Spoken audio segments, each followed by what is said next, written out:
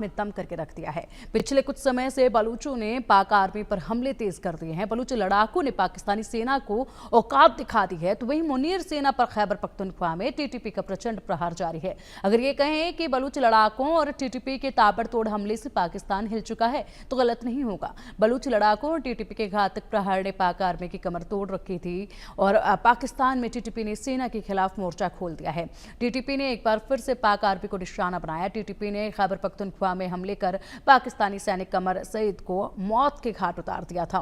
तो वहीं टीटीपी के खतरनाक हमले में 5 अन्य सैनिक गंभीर रूप से घायल हो गए हैं। तो वहीं बीएलए ने एक बार फिर से जाफर एक्सप्रेस को निशाना बनाया है। बीएलए ने सिंध के शिकारपुर के नजदीक आईईडी ब्लास्ट कर जाफर एक्सप्रेस को टारगेट किया। बलूचों के इन हमलों के बीच शहबाज मुनीर को अब पाकिस्तान के टुकड़े टुकड़े होने का डर सता रहा है। इसी पर देखिए हमारी ये खास रिपोर्ट। बलूचों के निशाने पर फिर रेल, पाक आर्मी डिरेल।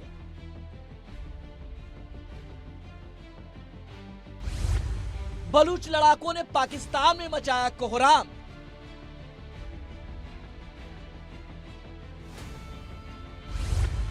टीटीपी का भीषण अटैक, पाक आर्मी में हाहाकार।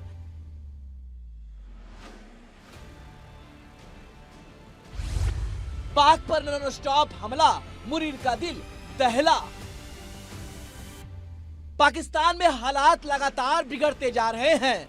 खैबर पख्तूनख्वा में टीटीपी के ताबड़तोड़ हमलों ने पाकिस्तान को दहला रखा है, तो वहीं बलूचिस्तान में बलूच लड़ाकों ने कोहराम मचा रखा है। पाकिस्तान में पिछले कुछ दिनों में तहरीके तालिबान पाकिस्तान यानी टीटीपी और बलूच लिबरेशन आर्मी यानी बीएलए ने पाकिस्तान के अलग अलग हिस्सों में कई हमलों की जिम्मेदारी ली है। बलूचिस्तान की राजधानी कोयटा में पाकिस्तानी सेना पर बीएलए ने सिलसिलेवार हमले किए हैं। टीटीपी ने खैबर पख्तूनख्वा में हमलों के जरिए पाक आर्मी की नाक में दम कर रखा है और अब एक बार फिर टीटीपी ने पाक आर्मी पर प्रचंड प्रहार किया। टीटीपी के ताजा हमले में पाकिस्तानी आर्मी की एक सैनिक की मौत हुई जबकि 5 सैनिक घायल हो गए। पाकिस्तान में टीटीपी ने सेना के खिलाफ मोर्चा खोल दिया है। दरअसल टीटीपी ने एक बार फिर से पाक आर्मी को निशाना बनाया। खैबर पख्तूनख्वा के चित्राल के डोश के अरसुन इलाके में टीटीपी ने हमले कर एक पाकिस्तानी सैनिक कमर सईद को मौत के घाट उतार दिया।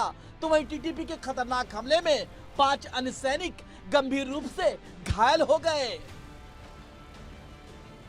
बलूचिस्तान लंबे समय से अस्थिरता, अलगाववाद और सेना के खिलाफ विद्रोह से जूझ रहा है। टीटीपी ने पाकिस्तानी सेना को सीधी चेतावनी दी है। टीटीपी ने एक बयान में कहा कि पाकिस्तान की सेना देश को बर्बाद कर रही है, उसे सबक सिखाना जरूरी है।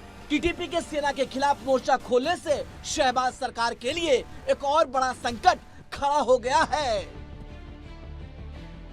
टीटीपी के साथ ही बलूच लड़ाके भी मुनीर सेना के लिए काल बने हुए हैं। बलूच लड़ाकों के ताबड़तोड़ हमलों ने पाक आर्मी की कमर तोड़कर रख दी है और अब एक बार फिर से बीएलए ने पाकिस्तान को दहला दिया है। आपको बता दें कि बीएलए ने एक बार फिर से जाफर एक्सप्रेस को निशाना बनाया है। पाकिस्तान के बलूचिस्तान प्रांत में एक बार फिर से बीएलए ने जाफर एक्सप्रेस को टारगेट किया। बीएलए ने सिंध के शिकारपुर के नजदीक आईईडी ब्लास्ट कर जाफर एक्सप्रेस को टारगेट किया।